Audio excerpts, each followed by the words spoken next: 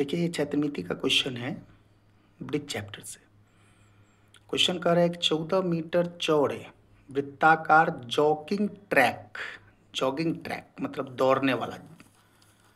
तो दौड़िएगा तो आप हवा में तो नहीं दौड़िएगा बजरंगबली की तरह, जमीन पर तो पैर रखना पड़ेगा। मतलब यहाँ छतपल की बात होगी। जॉगिंग ट्रैक पथ मतलब वृत्ताकार बनाएंगे तो का मतलब ये हुआ कि ऐसा नहीं है कि हम ऐसे वृत्त बना लेंगे, ऐसे वृत्त बना करके हम छोड़ देंगे, हो गया। तो इसमें दौड़ेगा कहाँ? दौड़ने के लिए तो को घेरा देना पड़ता है ना कि इस एरिया में आप इतना इतना चौड़ा में दौड़िएगा। तो क्वेश्चन बोल दिया 14 मीटर चौड़ा। तो 14 मीटर चौड़ा है तो चलो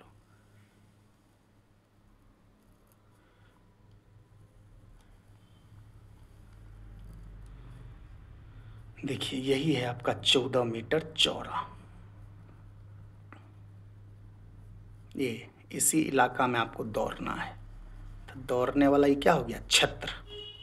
इसका क्या निकलेगा? क्षेत्रफल।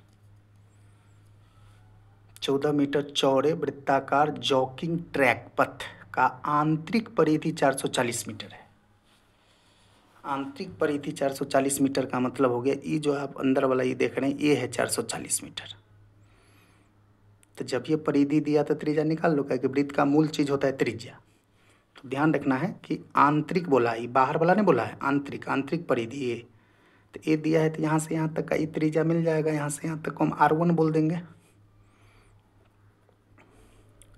यहाँ से यहाँ तक को हम R2 बोल देंगे।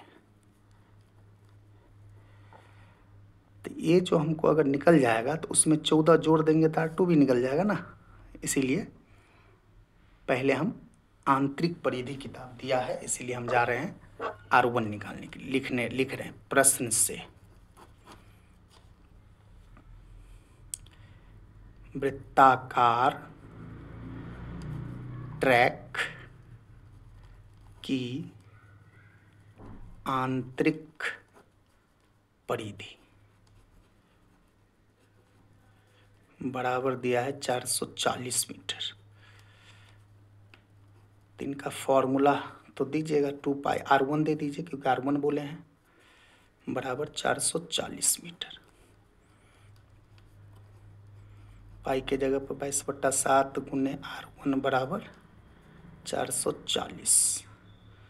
22 दूनी 44 से इसको काट दीजिए, 2 दाएं 20। तो R1 बराबर 7 उधर जाएगा तो 10 सत्ते कितना हो जाएगा? 70। लीजिए, ये हो गया 70। जब ये 70 मीटर हो गया तो अब आपको 70, ये कितना है? 14। इसीलिए R2 बराबर हो जाएगा 70 जोड़ 14, तो कितना हो जाएगा? 84 मीटर। R1 R2 दोनों निकल गया, मूल चीज निकल गया। अब क्वेश्चन को आगे पढ़ते हैं। देख लीजिए, आंतरिक परिधि दिया था, त्रिज्या निकाल लिए। जब ये त्रिज्या निकल गया अंदर वाला, तो 14 मीटर चौड़ी दिया था ट्रैक, उसमें जोड़ दिए।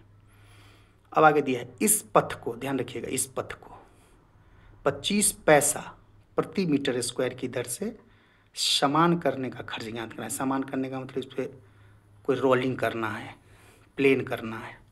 तो क्षेत्र हुआ, तो इसका क्या निकालेंगे हम लोग? क्षेत्रफल। तो अब R1 R2 निकल गया, तो अब क्या दिक्कत है? इसका क्षेत्रफल निकालने के लिए क्या करेंगे? बड़का वृत्त में से छोटका को घटा देंगे। बड़का वृत्त का क्षेत्रफल माइनस छोटका वृत्त का क्षेत्रफल। खर्चा बाद में, पहले क्षेत्रफल। तो लिख देते हैं ट्रैक का क्षेत्रफल।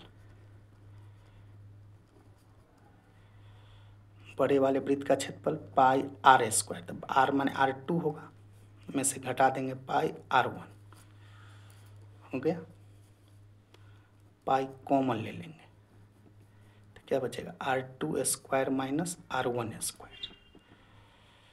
स्क्वायर R1 R2 का करने में टाइम लगेगा, तो इसको A² A plus B A minus B कर लीजिए, माने R2 plus R1। A² minus B² का formula A plus B A minus B. अब आप पाई का मान दे दीजिए, R2 में R1 जोड़ दीजिए, माने 80 या 70 8 7 15 154 हो जाएगा। ये R2 में से R1 घटा दीजिए, 84 में से 70 घटाइए दीजिए, 14। 7 से इसको काट दीजिए, 7 दूनी 14, एक बच गया 14, 7 दूनी 14। तो 22 × 14 क्या निकला? Metre square. ये निकला आपका ट्रैक का क्षेत्रफल। अब आपको क्वेश्चन क्षेत्रफल निकालने के लिए नहीं कह रहा है, खर्चा निकालने के लिए कह रहा है। देख लीजिए यहाँ लिखा है 25 पैसे प्रति मीटर स्क्वायर। अब हम यहाँ लिख देते हैं, चूंकि 1 मीटर स्क्वायर ट्रैक बनाने का खर्च 50 पैसा, तो पैसा को रुपया बना देते हैं, इसीलिए 22 × 14 मीटर स्क्वायर ट्रैक बनाने का खर्च, तो 50/100 × 22 × 22 × 14, ठीक है। तो 50 दूनी 100 काट दीजिए, 2 से 22 को 11 काट दीजिए, तो हो गया 11 × 22 × 14 रुपया आंसर। गुना कर लीजिएगा, पैसा को यहाँ रुपया बना दिए हैं। 1 मीटर स्क्वायर में खर्चा दिया था 25 पैसा, तो हम यहाँ क्या किए, 25 पैसा को रुपया बना दिए। 1 मीटर स्क्वायर ट्रैक बनाने का खर्च इतना है, इसलिए जितना मीटर स्क्वायर निकला उससे गुना कर दिए हैं। 50 दूनी 100 इतना। अब देखिए एक और क्वेश्चन, एक और बात बोला इसमें, पथ के बाहर 5 रुपया प्रति मीटर। देखिए प्रति मीटर माने लंबाई वाली बात है।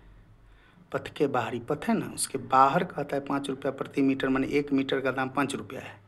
किधर से? तार लगाने का खर्च, तार लगाना है। तो इसकी लंबाई निकाल लीजिए। तार 2 तो हम दे ही दिए हैं, कितना? 84। तो परिधि निकाल लीजिएगा। परिधि निकाल करके 1 मीटर तार का दाम 5 रुपया, तो जितना मीटर रहेगा उतना कर लीजिए।